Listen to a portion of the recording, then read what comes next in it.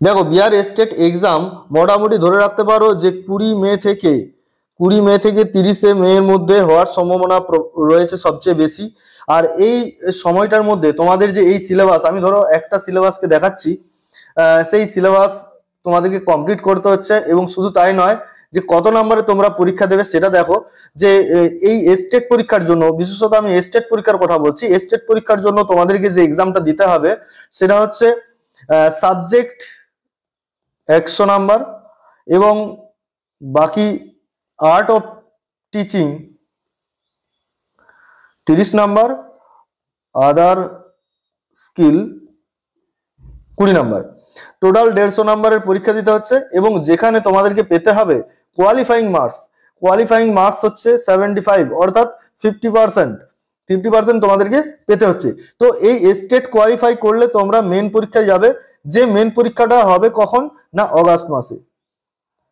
দেখো আজকের ভিডিও করার উদ্দেশ্য হচ্ছে যে যেহেতু 20 থেকে 30 মে এর মধ্যে এক্সাম হওয়ার সম্ভাবনা রয়েছে, তাই তোমাদেরকে সবচেয়ে বেশি গুরুত্ব দিতে হবে সেলফ স্টাডি।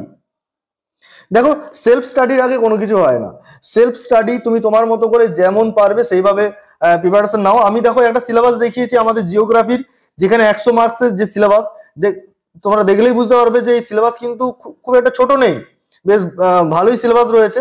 তো যতই হোক, যারা এসএলএসটি বা পিএসসির জন্য প্রিপারেশন নিচ্ছ তাদের ক্ষেত্রে অনেকটাই সুবিধা হবে, কারণ এই অংশগুলো প্রত্যেকটাই রয়েছে। এরপরে তোমাদেরকে এক্সট্রা যেগুলো পড়তে হবে সেটা হচ্ছে, যেমন ধরো যদি একটু নিচের দিকে যাই তাহলে দেখবো যে জিওগ্রাফি অফ এশিয়া, এটা তোমাদের কাছে একটু নতুন। তো সেখানে তোমাদের এই জিওগ্রাফি অফ এশিয়ার structure, physiography, drainage, climate, natural vegetation, characteristics of agriculture, mineral resource, power resource, এরকম করে অনেকটা রয়েছে। আর কি রয়েছে না, চায়না এবং জাপান। চায়নার ফিজিওগ্রাফি রয়েছে, ক্লাইমেট অ্যান্ড এগ্রিকালচার রয়েছে, ইন্ডাস্ট্রিয়াল ডেভেলপমেন্ট রয়েছে, ইন্ডাস্ট্রি রয়েছে, পপুলেশন রয়েছে। আর জাপানের ক্ষেত্রে ফিজিওগ্রাফি, ফিশারিজ, ইন্ডাস্ট্রিজ এবং পপুলেশন। তো এই জায়গাগুলো তোমাদেরকে এক্সট্রা প্রিপারেশন নিতে হচ্ছে, কারণ এই জায়গা থেকে কোশ্চেন তো আসবে, সবচেয়ে বেশি আসবে। যেমন 100টা কোশ্চেনের মধ্যে প্রায় 14 থেকে 15টা কোশ্চেন তোমরা ধরে রাখতে পারো geography of India and Bihar, বিশেষ করে জিওগ্রাফি অফ বিহার থেকে আসার সম্ভাবনা সবচেয়ে বেশি। তো জিওগ্রাফি অফ বিহারে যে বিষয়গুলো রয়েছে দেখো, এখানে জিওগ্রাফি অফ বিহারে রয়েছে structure and physiography, agricultural crops, rice, wheat, maize এবং পালসেস। এছাড়াও রয়েছে agricultural region, river valley projects, flood and drought problems, population. তো এই জায়গা থেকে প্রায় 14 থেকে 15টা কোশ্চেন তোমরা পেয়ে যাবে। সেক্ষেত্রে তোমাদের বিহার সম্পর্কিত বিষয়গুলো ভালো করে জেনে রাখতে হবে।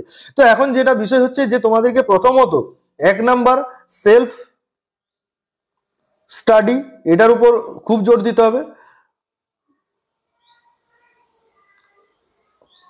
রুটিন মাফিক ধারাবাহিকভাবে তোমাদেরকে প্রিপারেশন নিতে হচ্ছে।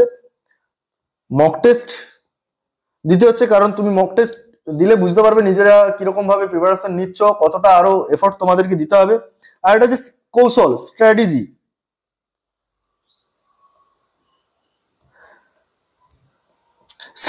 বা কৌশল তোমাদেরকে অবলম্বন করতে হবে, কারণ তোমাদের এই 150 নাম্বার এক্সামের মধ্যে তোমাদের পেতে হবে 75 মার্কস। তো এই 75 মার্কস তুমি কিভাবে তুলবে, কোন পোর্শন থেকে তুমি তুলবে, সেটা তোমাদেরকে একটু নিজেদেরকে তৈরি করে নিতে হবে। তো এই জায়গাগুলো মাথায় রেখে তোমাদেরকে এগিয়ে যেতে হবে। কেন বলছি, তোমাদের দেখো বিপিএসসির তরফ থেকে যে টিআরই গুলো হচ্ছে, সেই টিআরই পরীক্ষা তুমি তখনই বসতে পারবে যখন তুমি স্টেট ক্লিয়ার করতে পারবে। তাই স্টেট ক্লিয়ারটা প্রথমে তোমাদেরকে খুবই জরুরি। আর স্টেট ক্লিয়ার হলেই কিন্তু টিআরইতে বসতে পারছো, যে টিআরইটা অগাস্ট মাসে হবে এবং এটার রেজাল্ট হবে কখন, সেপ্টেম্বর মাসে রেজাল্ট হওয়ার পর তোমরা কিন্তু নভেম্বর এন্ড ডিসেম্বরে তোমাদের কিন্তু হাতে অ্যাপয়েন্টমেন্ট লেটার চলে আসবে, যদি তোমরা পাস করতে পারো। তো এই যে তোমার ধরো একটা প্রসেস, সেই প্রসেসের মধ্যে থেকে তোমরা যদি নিজেদেরকে তৈরি করতে পারো, আমার মনে হয় সবচেয়ে তোমরা গেইন করবে বেশি। আর এই কথা মাথায় রেখে দেখো, আমি এটা জিওগ্রাফির উপর দেখালাম, তোমাদের প্রত্যেকের সিলেবাস তোমরা দেখো, এবং সিলেবাস শেষে যদি তোমরা যাও, একদম শেষে দেখো এখানে পার্ট করে দেওয়া আছে syllabus for art of teaching and other skills, যেখানে 50 মার্কসের মধ্যে 30 মার্কস রয়েছে আর্ট অফ টিচিং, দেখতে পাচ্ছ, এবং আদার স্কিল রয়েছে 20 মার্কস। তো এইটার উপর তোমাদেরকে জোর দিতে হচ্ছে। তো নিজেকে কিভাবে তৈরি করবে, কিভাবে নিজেকে তৈরি করলে এইবারে বা প্রথমবারই তোমরা ক্র্যাক করতে পারবে, সেই বিষয়টা মাথায় রেখে কিন্তু তোমাদেরকে এগিয়ে যেতে হবে। যাই হোক, আজকের ভিডিওটা ছিল শুধুমাত্র তোমাদেরকে বুস্ট আপ করার জন্য।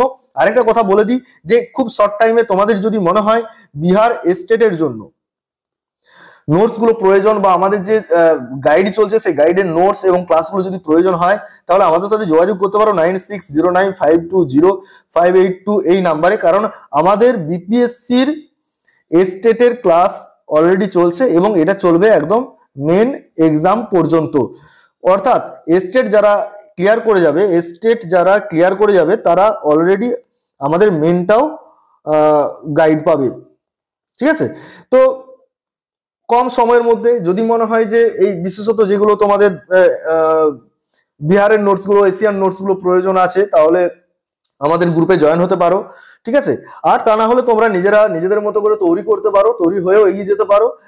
এখন সবচেয়ে বড় বিষয় হচ্ছে যে তোমাদেরকে একটা একাগ্রতা নিয়ে, একটা মেন্টাল প্রিপারেশন নিয়ে, রুটিন মাফিক ধারাবাহিকভাবে প্রিপারেশনটা নিয়ে যাওয়া, যাতে তোমরা স্টেট ক্র্যাক করো এবং স্টেটের সাথে তোমরা মেনটাও ক্র্যাক করো। এই ধারাবাহিকতা নিয়ে যেতে হবে। ঠিক আছে, তো আজকে একদম কথা বাড়াচ্ছি না, আজকে এই পর্যন্তই। তোমাদের যদি কোনো কোয়েরিজ থাকে তাহলে অবশ্যই 9609520582 এই নাম্বারে হোয়াটসঅ্যাপ করে তোমরা বিস্তারিত তথ্য জেনে নিতে পারো। ঠিক আছে, আমাদের গাইড সম্পর্কে জানতে পারো বা আরো কোনো কিছু জানার থাকলে তোমরা জানতে পারো। তো যাই হোক, আজকে এই পর্যন্তই। সকলে ভালো থেকো, সুস্থ থেকো, এই বলে আজকের ভিডিও এখানে শেষ করছি। ধন্যবাদ।